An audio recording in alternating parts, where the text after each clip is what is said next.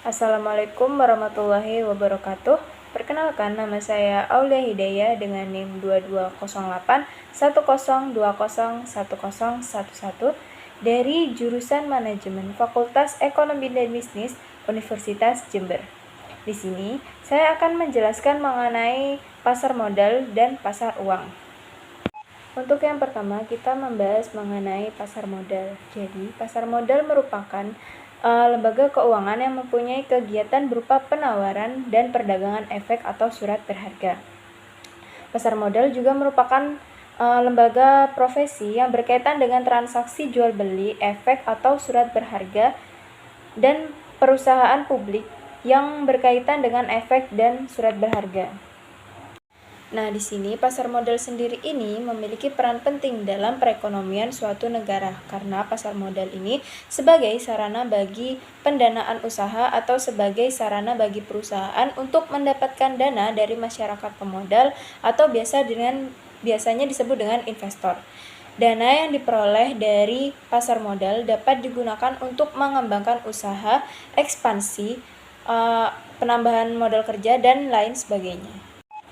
Lalu, pasar modal juga menjadi sarana bagi masyarakat untuk berinvestasi pada instrumen keuangan seperti saham, obligasi, reksadana, dan lain-lain. Dengan begitu, masyarakat dapat menempatkan dana yang dimiliki sesuai dengan karakteristik keuntungan serta resiko masing-masing dari instrumen tersebut. Selanjutnya yaitu ada fungsi pasar modal. Jadi fungsi pasar modal ini yaitu sebagai tempat bertemunya pihak yang mempunyai dana dengan pihak yang memerlukan dana jangka panjang atau perusahaan, serta memiliki dua fungsi yaitu keuangan dan juga ekonomi. Untuk yang pertama yaitu dalam fungsi ekonomi, pasar modal menyediakan fasilitas untuk memindahkan dana dari pemilik dana ke pihak yang memerlukan dana jangka panjang. Dengan menginvestasikan dananya, para pihak pemilik dana ini mengharapkan adanya imbalan atau retur dari penyerahan dana tersebut. Sedangkan dari pihak perusahaan, sebagai pihak yang memerlukan dana jangka panjang ini, adanya dana dari luar dapat digunakan untuk mengembangkan usahanya tanpa menunggu dana dari hasil operasi perusahaannya. Lalu yang kedua yaitu dalam fungsi keuangan dengan cara menyediakan dana yang diperlukan oleh perusahaan atau pihak yang memerlukan dana dan para pemilik dana tanpa harus terlibat langsung dalam kepemilikan aktiva real. Lalu selanjutnya yaitu ada instrumen pasar modal. Nah, di sini terdapat 3 instrumen pasar modal yaitu saham, obligasi, dan juga surat berharga.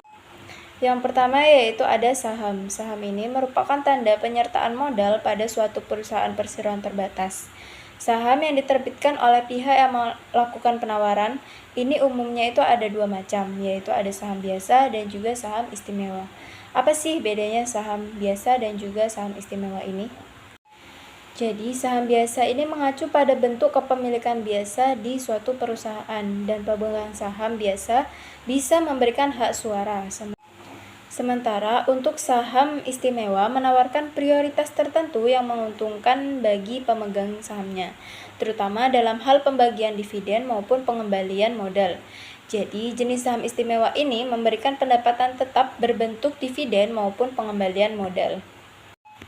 Lalu yang kedua yaitu ada obligasi. Jadi obligasi ini adalah surat pengakuan hutang suatu perusahaan yang akan dibayar pada waktu jatuh tempo sebesar dengan nilai nominalnya.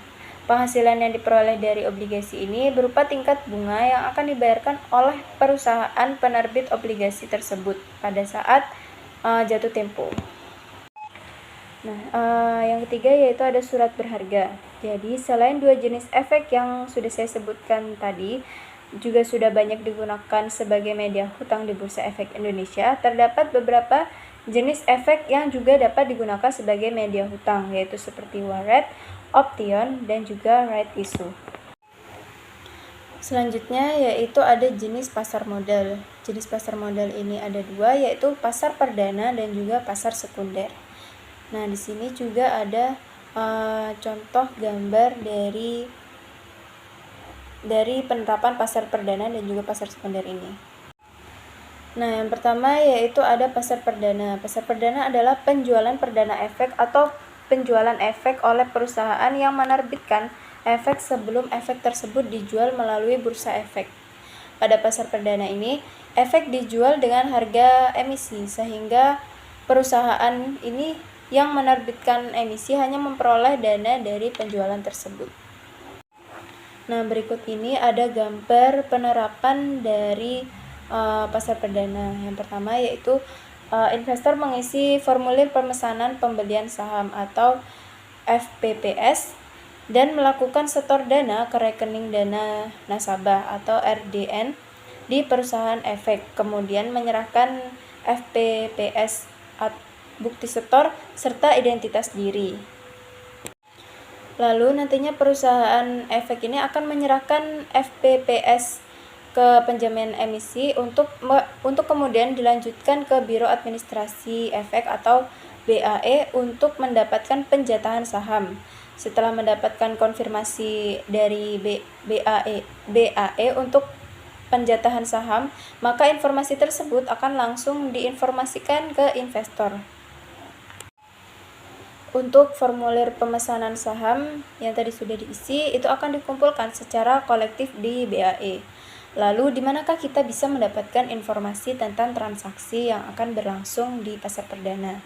Jadi, perusahaan yang akan melakukan IPO di pasar perdana harus mempublikasi tentang harga penawaran, jumlah saham yang ditawarkan, masa penawaran, dan informasi lain yang penting di surat kabar berskala nasional, dan juga dibagikan ke publik dalam bentuk prospektus.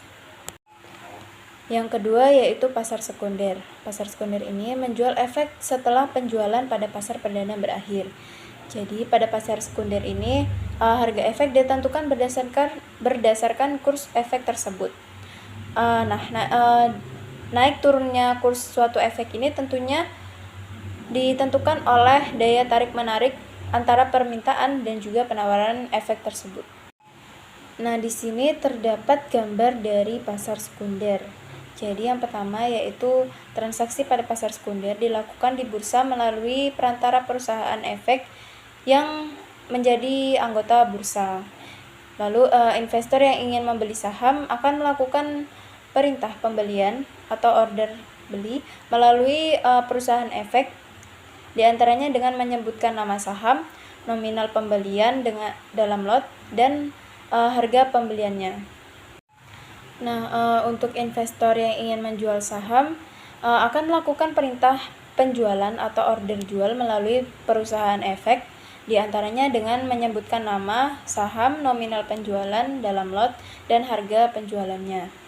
Lalu order yang masuk selanjutnya akan ditampilkan di sistem perdagangan bursa dan juga bisa dilihat pada sistem milik perusahaan efek. Nah, lalu jika order beli telah bertemu dengan order jual di suatu perdagangan bursa, maka transaksi tersebut telah terjadi. Selanjutnya, perpindahan aset dan pembayaran akan difasilitasi oleh clearing penjamin efek Indonesia atau KPEI dan Kustodian Sentral Efek Indonesia atau KSEI. Untuk pembelian, investor harus menyetorkan sesuai nominal pembelian maksimal 2 hari kerja setelah transaksi. Untuk penjualan, investor akan menerima pembayaran maksimal 2 hari kerja setelah transaksi. Dalam hal terdapat libur, maka yang diperhitungkan adalah hari bursa kerja. Nah, selanjutnya yaitu ada pasar uang, di mana pasar uang ini merupakan suatu kelompok pasar di mana instrumen kredit jangka pendek yang umumnya berkualitas tinggi diperjualbelikan. Jadi, di pasar modal ini merupakan tempat bertemunya pemberi dana dan calon konsumen atau penerima dana. Pertemuan ini bisa dilakukan secara langsung maupun melalui perantara. Pasar uang sendiri muncul karena ada transaksi permintaan atau penawaran terhadap sejumlah dana atau surat-surat berharga jangka pendek. Nah, selanjutnya yaitu tujuan dari pasar uang. Jadi di sini tujuan dari pasar uang itu ada dua pihak. Yang pertama dari pihak yang membutuhkan dana, dan yang kedua yaitu dari pihak yang menanamkan dana.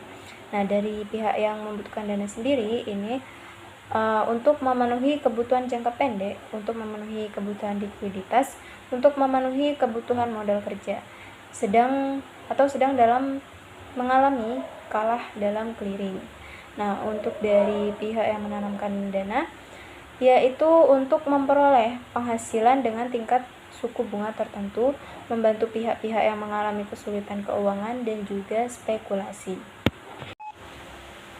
Nah, untuk slide selanjutnya kita membahas mengenai perbedaan pasar uang dengan pasar modal.